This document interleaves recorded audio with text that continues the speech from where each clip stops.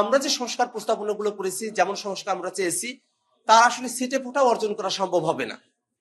Note of dissent সারা জুলাই সনদ, সেটাতে যা অর্জন, নোট অফ ডিসেন্ট সহজ জুলাই সনদ, তাতে আসলে অর্জনের সিটে ফোটাও নেই। তা আমরা তো নোট অফ ডিসেন্ট সহ যে জুলাই সনদ, সেটার কার্যকারিতা ন্যায় এবং সেই কার্যকারিতাকে আইনগত ভিত্তি দিয়েও টেকসই করা সম্ভব নয়। এই কারণে তো আমরা জুলাই সনদের সেদিনের স্বাক্ষর অনুষ্ঠানে আমরা সেদিন অংশগ্রহণ করি নাই।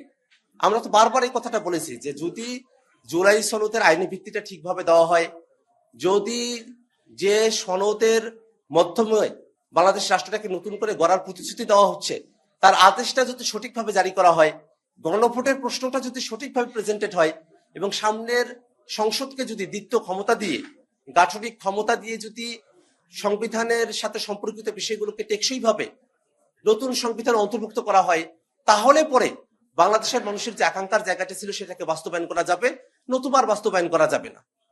আমরা তো দেখি বাংলাদেশের যে ইতিহাস, গত অর্ধ শতাব্দীর ইতিহাস ব্যর্থতার ইতিহাস, এবং এই ব্যর্থতার পিছনে রাজনৈতিক দলগুলো এবং রাজনৈতিক ব্যক্তি যারা আছেন তাদের যে দায়, সে দায়ের কেন্দ্রে আছে আমাদের সিস্টেম, আমাদের ব্যবস্থা। সেটা কখনোই এটা সঠিক ছিল না, কখনোই এটা গণতান্ত্রিক ছিল না। তো ৭৫-এর পরে যে বাংলাদেশটা নতুন ভাবে গড়ার আমাদের সুযোগটা এসেছিল, সেটাও আমরা অর্জন করতে পারি নাই।